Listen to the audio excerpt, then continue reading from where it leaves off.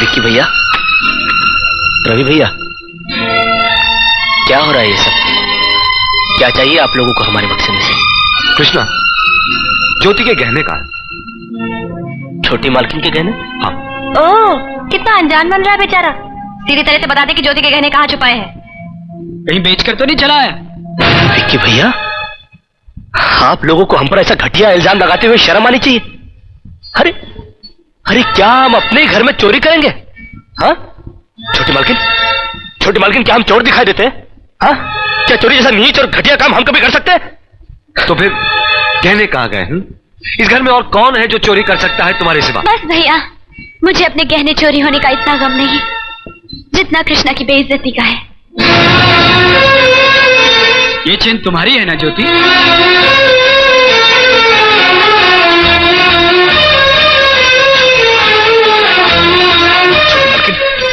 ये हमको नहीं पता कि हमारे बक्से में कैसे पहुंची। हम सच कहते हैं। तो तू कहना क्या चाहता है? हम में से किसी ने ये चेन तेरे बक्से में रख दी? ये इस तरह नहीं मानेगा। फोन करके पुलिस को बुलाओ, वो खुद ही कबूल करवा लेगी। तुम ठीक कह रही हो। अरे नहीं नहीं, इस घर में पुलिस नहीं आएगी। छोटी मालकिन ने समझाइए, इस घर में पुलिस आएगी तो इस घर की बड़ी बेइज्जती हो जाएगी।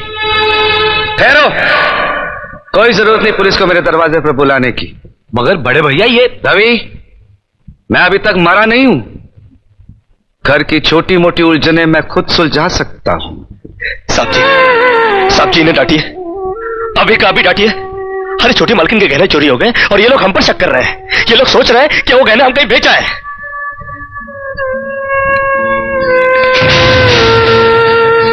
बाकी के रुपए कहां हैं कृष्णा? क्या पूछा आपने साहब जी? मैं पूछ रहा हूं कि बाकी के रुपए कहां हैं? ये आप पूछ रहे हैं साहब जी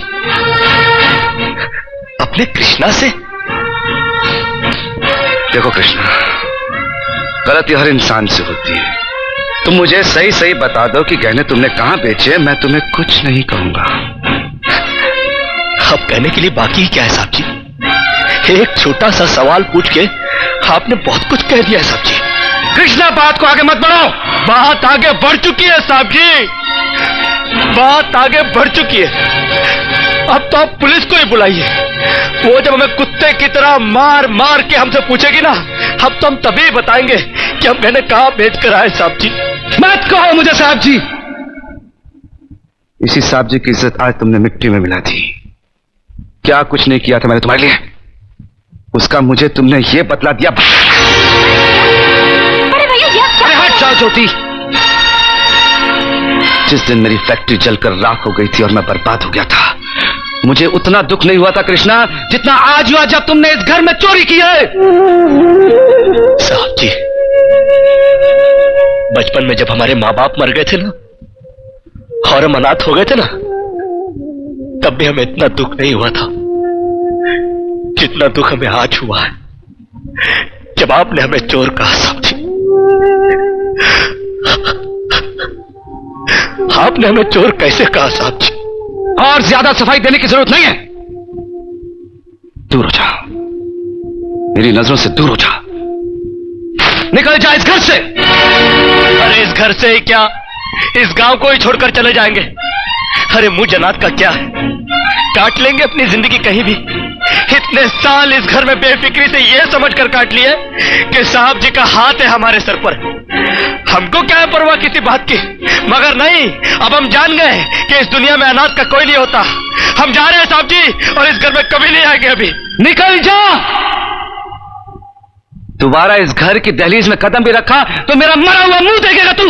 अरे नहीं नहीं नहीं, मुझ नौकर के लिए अपने दिल को दुख देने की कोई जरूरत नहीं। मैं कदम भी नहीं रखूंगा यहाँ पर, कभी नहीं आऊंगा अभी। भगवान के लिए भैया को गलत मत समझना, उनकी बात का बुरा मत मानना।